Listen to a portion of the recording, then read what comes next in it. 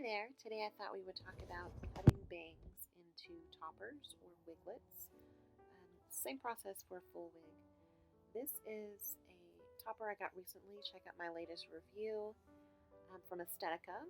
And it does have kind of long side swept bangs already. So luckily this had some hair that was facing forward, and it has also a little bit of a lace front underneath those bangs. So the first step is to pull most of the hair back into a ponytail holder and section out the bangs. And you want to be really careful with this that you don't get too much of the side pieces. So it's better to err on the side of caution and section a smaller piece, because you can always cut more later, but you can't put it back. So then you're going to twist and cut section by section. And again, cut very long, so below your eyeball, because as you're kind of pulling down to cut, it's going to bounce back higher. So don't cut it above your eyebrow, because then you'll have really short bangs. Start long. You can always trim off more. And take your time.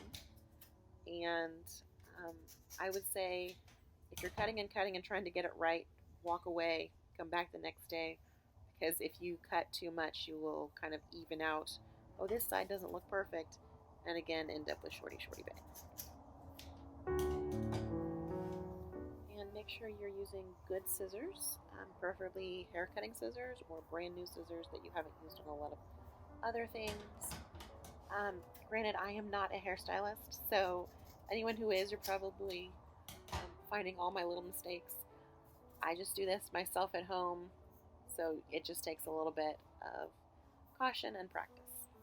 You will notice the side there is kind of swooping outwards because this wig was styled in a certain way. So I will have to go back in later and fix that side that's sticking up to get it to curl under. This one is not heat safe, so you would have to boil or steam this, or use incredibly low heat, or even like a blow dryer and a round brush to get those bangs to curve under. You're going to comb them again after you're done, and what I'm doing here is getting stray hairs that I missed or any kind of adjustments out of my eyes. Of course, be careful with scissors around your eyes as well, and make sure you close your eyes so that you don't get a piece of hair. Once you have the right length, you're going to try point cutting, which is where you hold the scissors vertically and you cut upwards. And this cuts a few, like 3 or 4 strands at a time, to just kind of soften that blunt edge. And don't cut too much, like you don't want chunks, you're just trying to get a very little bit of hair taken out.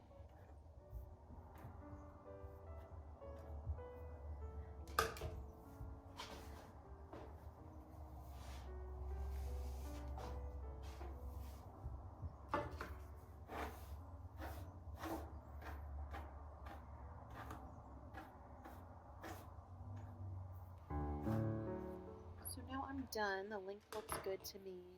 I'm going to give it a final comb and then take the hair down to make sure that everything transitions evenly.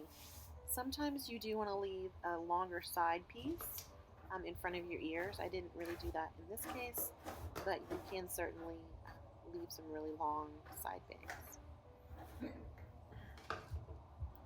If you like this type of video, please leave me a comment or suggestion on what else you might like to see for a tutorial or how-tos.